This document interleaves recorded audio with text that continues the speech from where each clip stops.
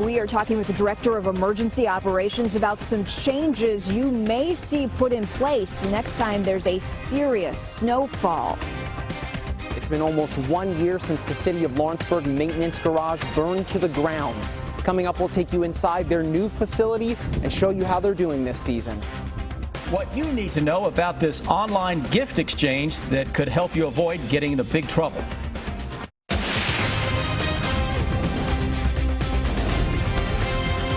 This is WKYT News at 5:30. Good evening. Last week's massive snowstorm had most of the bluegrass shut down, and thousands of people ended up stranded, many of them overnight, on a stretch of Interstate 75 in Rockcastle County. Several slide-offs and collisions shut down the interstate last Friday afternoon, but it wasn't until hours later when crews started to divert traffic. Kristen Kennedy talked to the state's Director of Emergency Operations about why they waited so long in our top story at 5:30.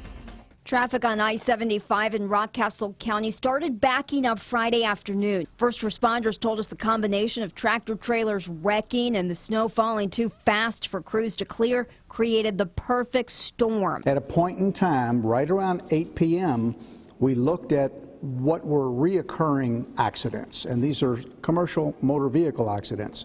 We had patches of accidents. It was then the Emergency Operations Center Director Michael Dossett made the decision to divert traffic off I-75.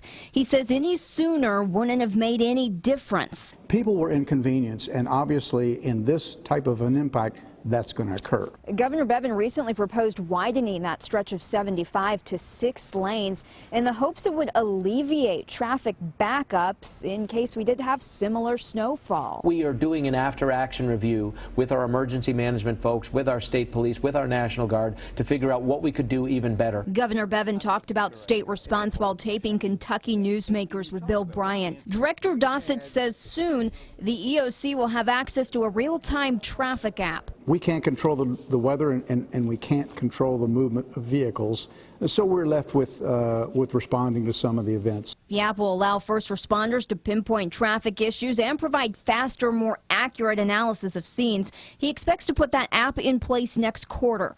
In Frankfort, Kristen Kennedy, WKYT.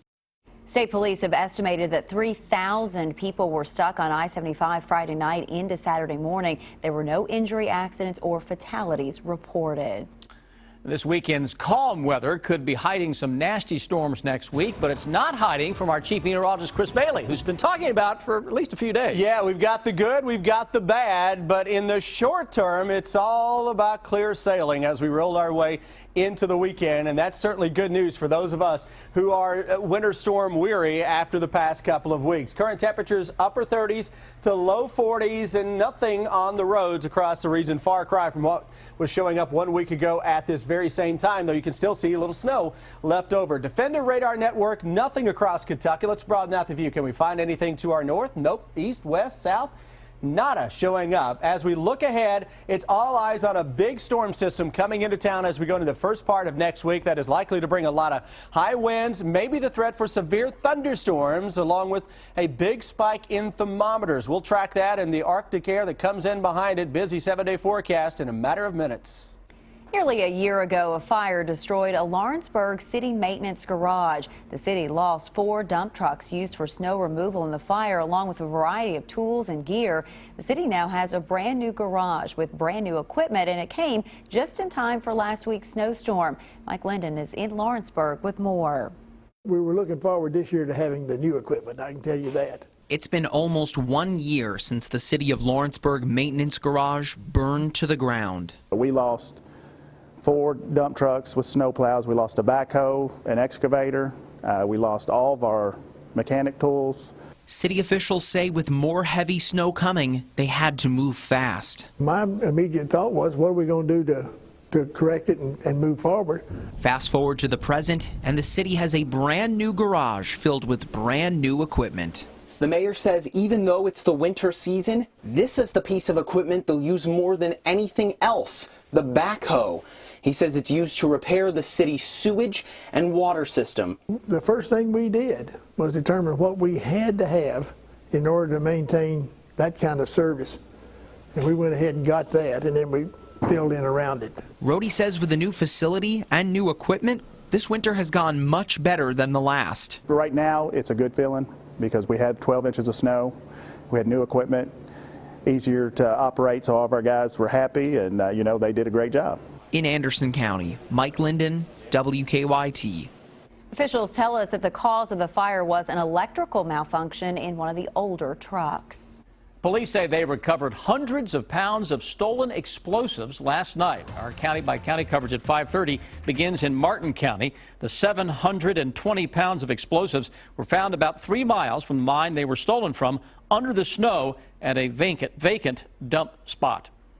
I've talked to a few neighbors and stuff, and they're nervous over it. They didn't know it was here, and it's scary to find out there's 700 pounds of explosives in your yard. Officials say the explosives were stolen about 2 weeks ago. No arrests have been made. In Hardin County, police are searching for a woman they believe has information about a recent murder. Elizabethtown police say that Victoria Alexandria Lambert may have information about the death of 22-year-old Wendell Jones. Jones was found shot earlier this week in an apartment on Westport Road. Police have not identified any suspects yet in that case. And in Laurel County, police have arrested a man who broke into a home last night while the people were still inside. London police say that 38-year-old David Smith broke into a home on Pawnee Trail and stole a bike. When police searched the area, a delivery truck driver told them about an open door on an old truck at a nearby funeral home. And Smith was found hiding in the truck along with the stolen property. A grant awarded today will go towards the cleanup of illegal dump sites in 26 counties across Kentucky. The grant comes from the Kentucky Pride Fund. The nearly $2 million will go to the cleanup of 139 illegal dumps across the Commonwealth. As part of the grant funding, counties must agree to provide a match of 25% of that grant amount. Animal rights activists have questions about last year's black bear hunt in Kentucky. 46 black bears were killed in 2015, 11 more than the quota set by the state. The Department of Fish and Wildlife says it sets conservative quotas that don't have a strict limit. The Humane Society of the U.S. says the state needs to take a more thorough approach at tracking the number of bears in Kentucky. Western Kentucky University today announced that their president will retire in 2017. President Gary Ransdell's last day serving as president was announced as June 30th, 2017. Dr. Ransdell, a Louisville native, became WKU's 9th president in September of 1997. It seems innocent enough, a gift exchange called Secret Sister. But as you'll see, that secret is not what it appears to be. If you've been on Facebook or Instagram, you may have noticed this gift exchange offer. You only have to buy one gift valued at $10 or more and send it to one secret sister, and you'll receive up to 36 in return. It seems to be along the same lines as the Secret Santa, except it's with social media. It was posted on Facebook, and I just thought, oh, well, this looks like fun, and it's coming from a friend who I know very well, and it just looked like something that would be interesting to get into. But when Mary mentioned Secret Sister to a coworker, she quickly learned otherwise. Oh, that's a scam. That's something that, is, not legal, and you need to not be involved in that. Fortunately, Mary never sent anything to anyone involved in the scheme, but she was disappointed. I thought it was something personal. I had seen that her family and some of our mutual friends had responded to it, so I really thought that this was something just between friends and family. Postal inspectors say the scam is similar to a chain letter or even a pyramid scheme. Some people may receive gifts, but for everyone to receive what they've been promised, new recruits must constantly join the group. It's mathematically impossible to sustain. Postal inspectors say be skeptical about anything you see online. They also play with your emotions. They tell you it's, for example, a secret sister gift exchange. It's a great thing to do with your girlfriends online, and you have to keep it secret so that you can benefit off of it and other people don't. Don't let these schemes play off of your fears and your emotions. Make sure that you do your research first. Postal inspectors say the scheme violates federal lottery laws and is also illegal in the many state laws that have anti-pyramid scheme laws on the books. Still ahead, a new bill aimed at abortion is moving quickly through Kentucky's legislature. I'm Bill Bryant. Governor Matt Bevin is on the move, pushing his budget proposal to lawmakers and to the public. A clip from Kentucky Newsmakers is coming up. I'm Victor Puente in Lexington, where fire investigators are searching for the people responsible for setting 4 fires along Jennifer Road. Coming up at 6, we'll tell you about a 5th fire they're also looking into. Get WKYT news and weather updates on 104.5 The Cat. While some airports offer a few flights to a few places a few days a week, Louisville International offers daily flights to more of the places you want to go. You can get there from there, eventually. Or you can see where we can take you. Visit us today. If you've been injured in an accident, your injuries can last a long time, even a lifetime. Visit forthepeople.com. Morgan & Morgan, for the people. That's the sound of Sirius XM, controlled by the largest touchscreen in its class. This is the sound of someone blowing past the last gas station for over 500 miles. That's the sound of 4 usually rowdy kids enjoying their favorite movie.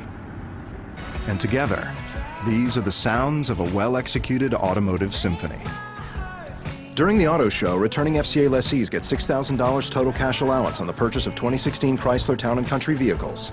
I'm so sorry. Your father's death was a suicide. Our dad would never do this. It is a mortal sin.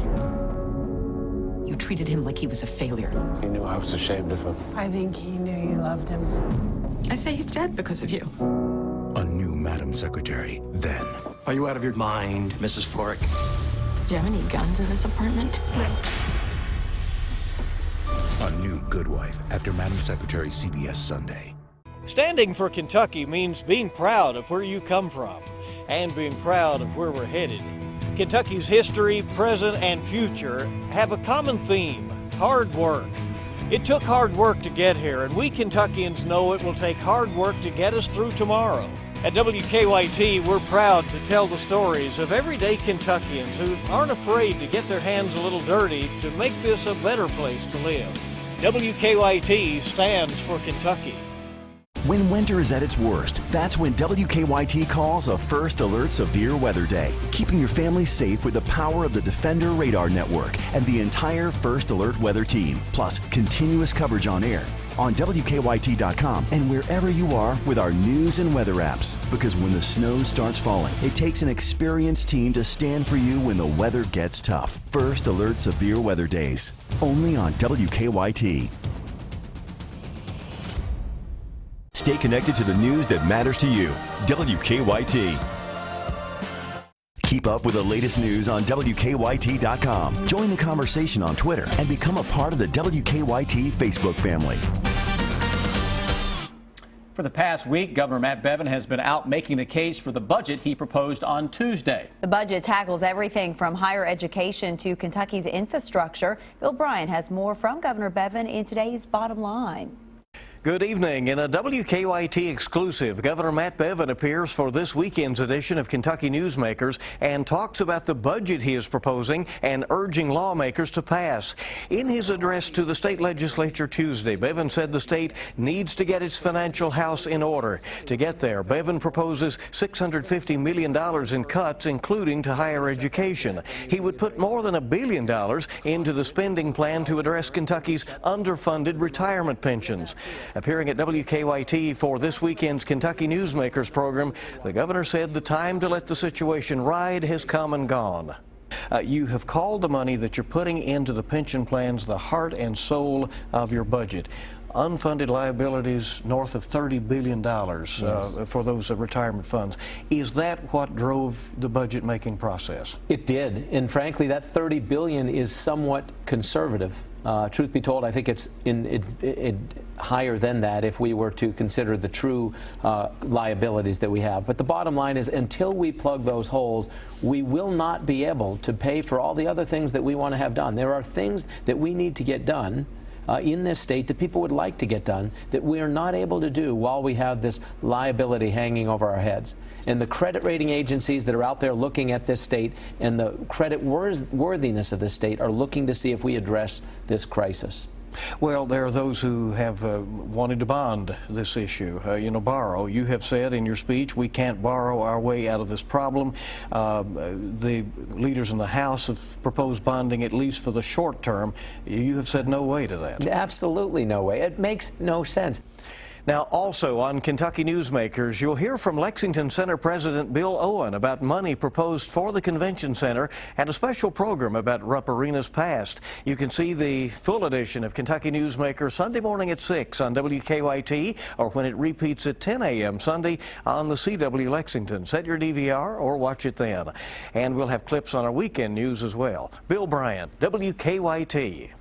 Republican lawmakers in Frankfort say a final vote on a new abortion measure could take place next week. The informed consent bill requires women to meet with doctors in person at least 24 hours before undergoing an abortion. The House passed a version that would allow real-time video consultations to count as an option. If the Senate accepts House changes, the measure would then go on to Governor Bevin. Now, your hour-by-hour forecast with Chief Meteorologist Chris Bailey.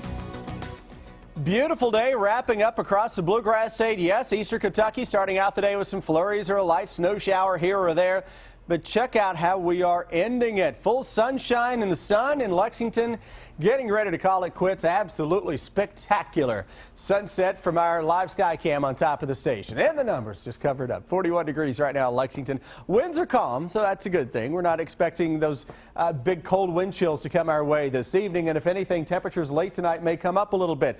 Hello, Defender Radar Network. Nothing locally. Let's broaden out our view a little bit, show you what's going on to our north. That's a whole lot of nothing showing up across parts of the Indianapolis area back toward the Mississippi River. That bodes well for those of us here across the Bluegrass State. With dry air in place, as the sun sets, we're going to see a fairly steep drop in temperatures. Then the thermometer kind of levels out. If you're out on the town in Lexington by 11 this evening, those thermometers have dropped below freezing in most areas. Winds will begin to gust up a little bit then late tonight and tomorrow. And as the winds gust up, follow the bouncing temperature, 34 degrees. So we're a little warmer tomorrow morning than what we go to bed with. How about 3 o'clock tomorrow afternoon? Now we're talking 57 degrees. Winds are gusty. That's the only drawback to the day tomorrow. Look at this beautiful sky coming up Saturday evening. Winds are still cranking a little bit, but overall, it's a good-looking start to your Sunday as well, with temperatures upper 40s to low 50s. By Sunday afternoon, look at the wind gusts, 32 miles an hour. Look at the temperature, though. Maybe 60 degrees or a little better in a few spots. Now we get into Sunday evening and some light rains will begin to fall from the sky with temperatures that will only be in the 50s. That is a mild wind ahead of front number 1 that is on top of the area as we go into the day on Monday. Let's walk you through that weekend, show you the entire region. Hour by hour forecast. The numbers are looking absolutely spectacular. Here's the drawback for Sunday. More in the way of some clouds, and by the end of the day, and especially Sunday evening into Sunday night, potential for a gusty little band of some rain to work across the area. That will scoot on out of here fairly quickly. So Monday starts out wet and ends with some sunshine. Quite the temperature spread from north to south with a front on top of the region. That front then heads back to the north as a warm front that allows the floodgates to open for warm air coming out of the Gulf of Mexico. Instability as well. We put this air against cold air in the Plain States. We're going to have what amounts to a blizzard from the plains into the western part of the Great Lakes. We're on the warm side of that, so the possibility as we go into our Tuesday afternoon and evening, especially for a squall line of strong or even severe thunderstorms to race across Kentucky. As that moves through here, winds are going to crank up, and then on Wednesday afternoon, temperatures drop. We could be talking about a few flakes in the air 24 hours after dealing with the possibility of severe thunderstorms. High winds for your Tuesday could crank to 40 to 50 miles per hour, and those gusty winds would carry us into Wednesday. That is why we have been highlighting your Tuesday with the red. That indicates the threat level is up there for the possibility of high winds and strong or severe thunderstorms. Near 70 with some sun early in the day. By the end of the week, lows are down into the low and mid-teens. Gotta love Kentucky weather. It's always interesting. Up and down and up and down. And Get the Dramamine ready next week. You're going to need it. Hang on. Thanks.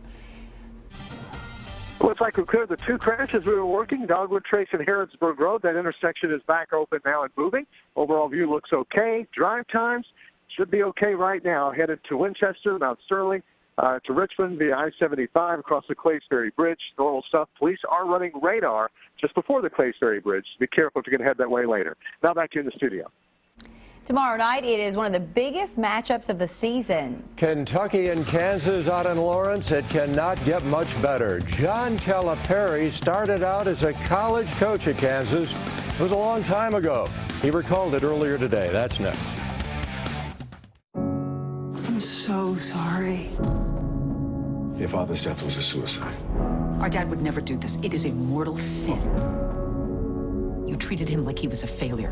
He knew I was ashamed of him. I think he knew you loved him. I say he's dead because of you. A new Madam Secretary, then. Are you out of your mind, Mrs. Florek?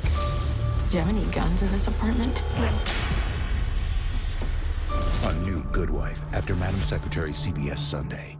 Meet the Moores. We're the Moore family, and we're always looking for ways to enjoy more. So we called Time Warner Cable and got even more than we expected.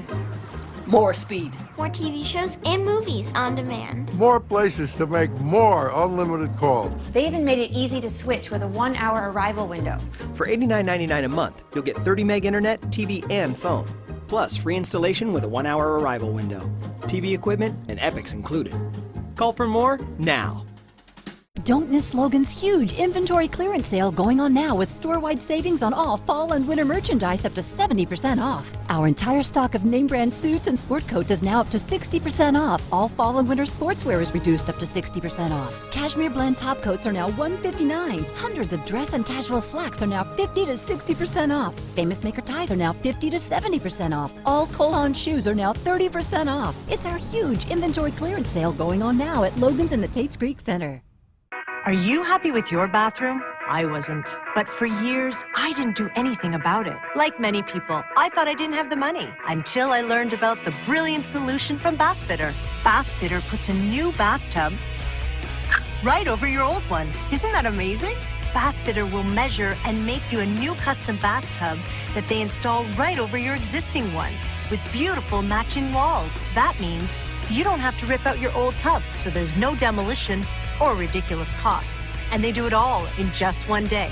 That's my favorite part. Plus, you get to choose everything. Book a free consultation and find out for yourself. Here's a before and after photo. This is a gorgeous acrylic tub that fit right over the old one. And only Bathfitter has seamless walls, which guarantee a watertight fit. When you change your tub, you change your bathroom, and that can change your life. I know because I did it. Call today or learn more at bathfitternow.com.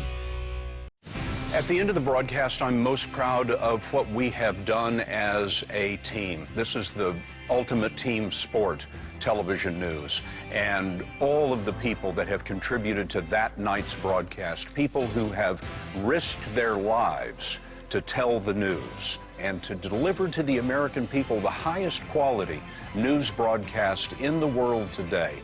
That is a very satisfying feeling.